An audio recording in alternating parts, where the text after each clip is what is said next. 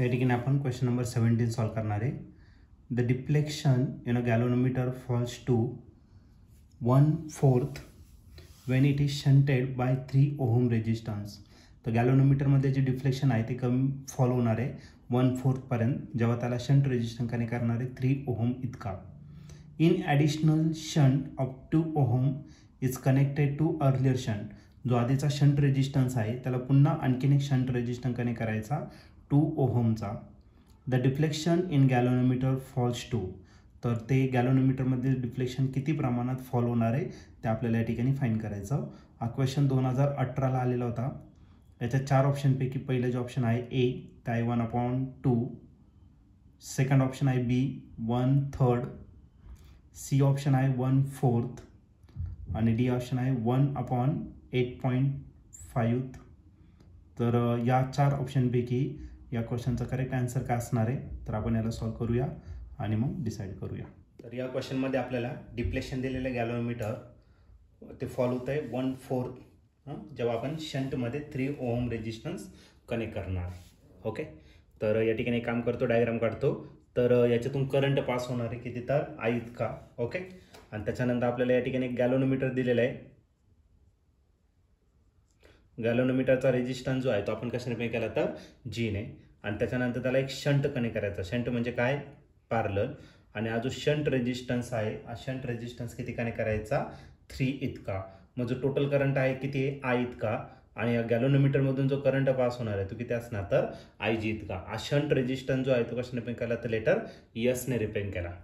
मग या शंटमधून जो करंट पास होणार आहे टोटल करंट I होता तर याच्यातून किती करंट पास होणार तर I मायनस IG इतका करंट पास होणार. आणि इकडून जो करंट पास होणार तो किती I. मग इकडून IG येतोय, इकडून I मायनस IG कॅन्सल म्हणजे I करंट याच्यातून का ना तर पास होणार आहे. असं सर्किट दिलेलं आहे. आणि याच्यातले जे डिफ्लेक्शन आहे ते किती 1/4 आहे जेव्हा आपण शंट कनेक्ट करणार आहे, बरोबर की नाही. मग जो करंट आहे आता डिफ्लेक्शन जर घेतला तर करंट जो आहे करंट हा डायरेक्टली प्रोपोर्शनल का असतो डिफ्लेक्शन. ओके, मग या ठिकाणी डिफ्लेक्शन आपल्याला गॅलोनोमीटरमधून दिलेलं आहे. आणि ओरिजिनल डिफ्लेक्शन जेव्हा शंट कनेक्ट केलं तो थिटा इतका होता. ओके, शंट कनेक्ट करायच्या आधी थिटा इतका, पण शंट कनेक्ट केल्यानंतर हा जो डिफ्लेक्शन आहे तो किती येणार तर 1/4 होणार आहे. मग अँगल जर डायरेक्टली प्रपोर्शन करंटवरती मग आपण याला कसं लिहू शकतो IG डिवायडेड बाय काय करू शकतो तर I या ठिकाणी आपण त्याला राईट करू शकतो. ओके, तर एक काम करू आता. याच्यामध्ये शंट रेजिस्टन्स दिलेला आहे, जीची व्हॅल्यू किती असणार ते आपण फाइंड करून घेऊ. आता हे दोन्ही एकमेकांना पॅरलल आहे. पॅरलल याचा अर्थ त्याचं पोटेन्शियल जे असणार ते कसं असणार सेम. आणि पोटेन्शियलचा फॉर्म्युला काय असतो IR. मग याच्यातून जो करंट पास होतोय ओके तो किती येतं IG इतका. आणि त्याचा जो रेजिस्टन्स आहे तो किती येतं G इतका. याच्यातून जो करंट पास होतोय तो किती I मायनस IG. आणि जो रेजिस्टन्स आहे तो किती येतं S इतका. IG मी तसाच पुट करणार आहे. IG ची व्हॅल्यू एक काम करू, याच्यावरून IG ची व्हॅल्यू फाइंड करून घेऊ किंवा I ची व्हॅल्यू फाइंड करून घेऊ. ओके, IG जर फाइंड केला मग किंवा I फाइंड केला I इज इक्वल टू किती भेटणार तर I × 1I आणि हा किती भेटत तर 4IG. ओके, मग एक काम करा IG तसाच लिहा. G ची व्हॅल्यू आपल्याला फाइंड करायचं आहे तोही तसाच. I च्या जागी मी किती टाकलं 4IG मायनस करायला IG. आणि शंट रेजिस्टन्स जो दिलेला आहे तो किती दिला आहे तर तुम्हाला 3 दिलेला आहे. 4IG मायनस IG किती झाला 3IG. मग झाला IG into capital G is equal to 3IG into 3. IG आणि IG काय झाला कॅन्सल. आणि 3 3चा किती राहिला 9. मग गॅलोनोमीटरचा जो रेजिस्टन्स आहे तो किती ओहमचा असणार 3 ओहमचा असणार. ओके, त्याच्या पुढे दिलेलं आहे. आता याच्या ॲडिशनमध्ये आणखीन 2 ओहमचा शंट रेजिस्टन्स या ठिकाणी कनेक्ट करायचा अर्लियर याच्यामध्ये. ओके, पुढच्याच केसमध्ये दुसरी जी डायग्राम आहे तर ती डायग्राम न काढता मी याच्यात चेंज करतो. हा जो 3 ओहम रेजिस्टन्स दिलेला आहे शंट रेजिस्टन्स त्याला परत शंट रेजिस्टन्स कनेक्ट करायचं किती ओहमचा 2 ओहमचा. तर आपल्याला गॅलोनोमीटरमधले जे डिफ्लेक्शन आहे ते किती प्रमाणात झालेले आहे ते आपल्याला या ठिकाणी फाइंड करता येईल. ठीक आहे, म्हणजे पुन्हा आपल्याला दुसऱ्या केसमध्ये IG divided by I find करायचा आहे. ओके, पण या केसमध्ये हा जो शंट दिसतोय त्याला परत आणखीन एक शंट रेजिस्टन्स कनेक्ट करायचा. आणि तो जो आहे तो किती ओहमचा आहे तर 2 ओहमचा आहे. ठीक आहे, मग याला S1 म्हणू आणि याला काय करू आपण S2. म्हणजे आपल्याला S भेटून जाईल इथं.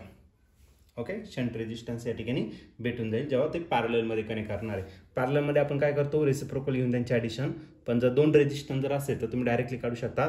SP जो असणार तो काय असणार, S1 × S2 divided by S1 + S2. S1 किती दिलेला आहे, S1 आहे 3चा. S2 जो आहे तो किती येत आहे 2 ओहम डिवायडेड बाय 3 + 2. 3 2 किती राहिला 6 आणि 3 + 2 किती झाला 5.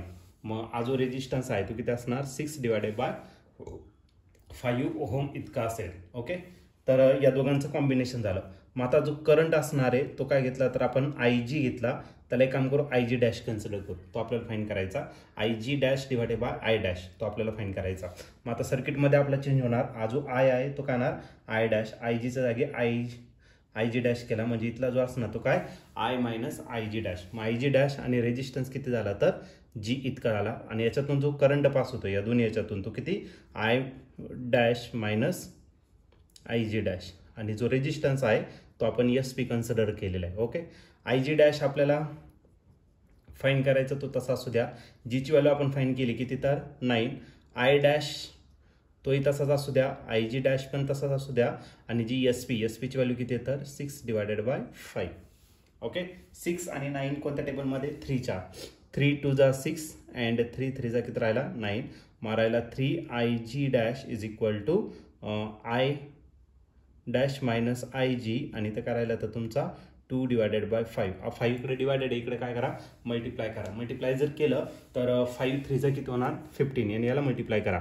माझं झालं 15 IG डॅश आणि इथे काय राहिलं 2 I dash minus IG dash.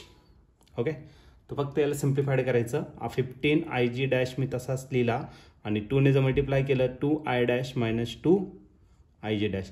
आता इकडं -2 मायनस IG डॅश आहे ना, इकडे काय करा प्लस.